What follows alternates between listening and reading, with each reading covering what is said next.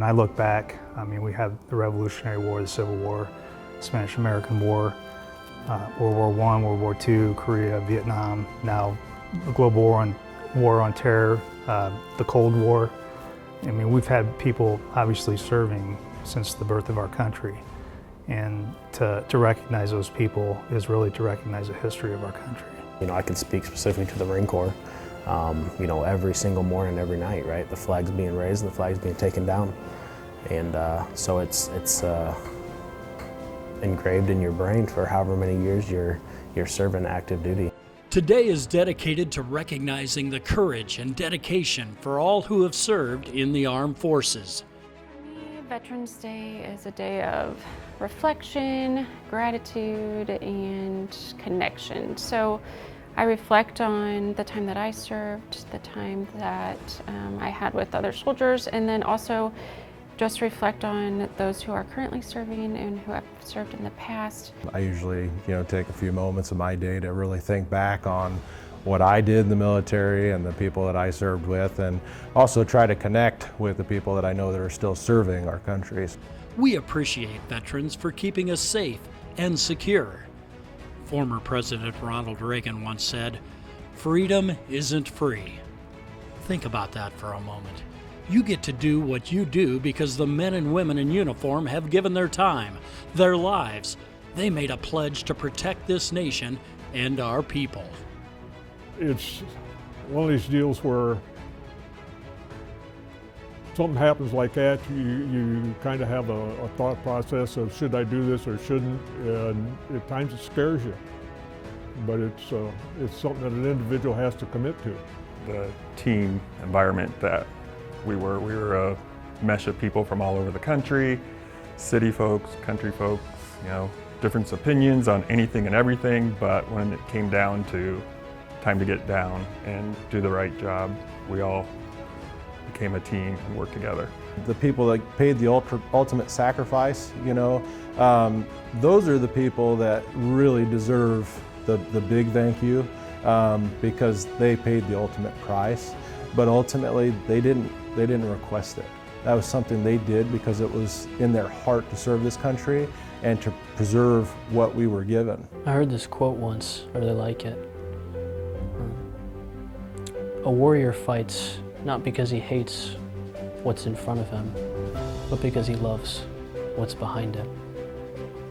And so, for me, and for most everyone, we're not fighting to hurt the enemy. We're fighting to protect the ones that we love, the country that we have, the freedoms that continue to require payment for. Because while in America we might be free, the world isn't free. And I love, people say all the time freedom isn't free, and it's not. I pledge allegiance to the flag. Make no mistake, there are other countries that would love to have what we have. It's the brave soldiers who stand together. Their mission is simply to serve and protect. The blessings that we have here is just ridiculous. I've been to Africa, and so I've been able to see how fortunate we are as far as freedoms, luxuries. Honestly, you could be in the worst situation you could imagine and still have the best time of your life because you're with your brothers, right? That they think the same way you think. You can almost finish each other's sentences, right? So honestly, some of the hardest, most challenging times are the best times because we all went through it together. It's a real deep meaning for me. I remember in basic training, our TI marched us out under a flag at nighttime and basically told us what it means. The stars, the stripes, the colors, the real meaning behind that flag. It's not only a responsibility of every citizen to contribute to the country, but it's the solemn responsibility of some to protect the rights and freedoms of others. And that's something that I feel called to. And so I'm proud to take that on. The biggest issue with that is being ready at all times, right? You don't know when you're going to get summoned. You don't know when you're going to be deployed. So I was on board a submarine and literally got to my submarine 3 weeks before we left for like 60 days and went above the Arctic Circle and up in the Barents Sea, and you know that really hit home right then and there. Hey, you know, this is the real thing. In fact, when I was up there, I think the communist coup happened in the early 90s, and you know, we were like, this is it. We don't know. We got to be ready. You also have to consider the fact that all these individuals come from different backgrounds, different places, and they all have, at the end of the day, somebody that they're going back to. So for that reason, you always give your 100% and make sure that the people sitting next to you are going to make it home safe and that they're being well taken care of. When 9/11 happened, of course we knew we were going to war, but the focus at the beginning of it was logistics, all logistics, and that's what we did. We were also the headquarters for Transportation Command, which was logistics for the entire Department of Defense. And so as soon as we saw the Pentagon get hit, we were concerned that we might be a target also, because if you take out the headquarters for the logistics organization that runs it for the entire military, then you know you got some problems. So of course nothing ever happened, but everybody was looking out the window, and of course there were rumors, oh yeah, there's an airplane heading this way. Well, I was in the military for a little over 4 years, and I did active duty, so to leave that culture and the discipline, and then to come to like civilian life, it was a lot different. And even like walking into a McDonald's, I would almost cry, because like, I don't know, like just those simple things are not offered everywhere in the world. Like we have food readily available, anyone can work, anyone has the opportunities, you know, we just kind of have to work for it, but that's not how it is in all the other countries. If you want to thank a veteran, be the kind of American worth dying for. And that goes back to doing the best with what you have. It can't be emphasized enough, freedom isn't free.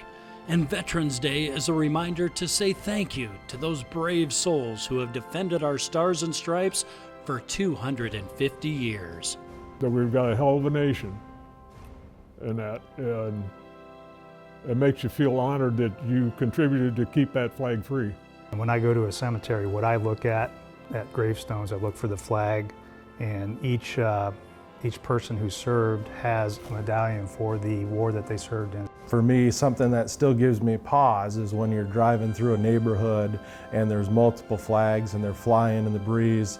It is beautiful. To spend 3 months, 4 months, 6 months, 12 months, or in some cases more than that, to be able to come home, then get on that airplane and come home and just walk off the airplane and be able to do whatever we want. It's one of the greatest feelings in the world. Yeah, for me, it hits home, right? I had a couple good buddies that are not with me anymore, right? To this day, I wear bracelets for them, right? Captain Jason Back and Staff Sergeant Joseph Allen, both great Marines, great brothers, great friends. One is buried at Arlington National Cemetery. They were great guys, right? Great human beings, gave their life for their country, gave their life for people they don't even know, have never met, never will meet. It's tough, right? You spend so much time with them, you go through some of the worst with these guys, and not all of them get to make it through. So you just feel very grateful that you did, and even when the battle's over, it's not always over. There's also situations where some of these guys just can't let it go. So yeah, it's hard, right? But we all knew what we were getting into when we signed up. So, and that's a possibility that does happen, right? Where you don't make it back home. But they live on forever, right?